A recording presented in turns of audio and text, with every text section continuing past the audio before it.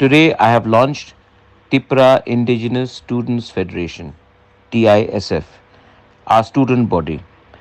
आज मैंने TISF Tipra indigenous students federation को लॉन्च किया है. It is my belief and my conviction that the youth, the students are the future of our Tipra Sadopha. And by launching this organization, I am going to make the student, the youth feel that every house, every Tiprasa should stand up and fight for a greater Tipra land.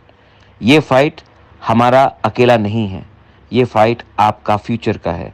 और अगर आपका future के बारे हम बात कर रहे हैं तो स्टूडेंट को भी चांस मिलना चाहिए अपना भविष्य के लिए बात करने के लिए. आज मैंने TISF लॉन्च किया है, तिपरा इंडिजिनस स्टूडेंट्स फेडरेशन. आप लोग उठो, rise, fight, stand up for your people, stand up for your rights, stand up for your future. अगर आज आपने हमारे लिए, अपने दफा के लिए फाइट नहीं किया तो कल आपका नहीं रहेगा.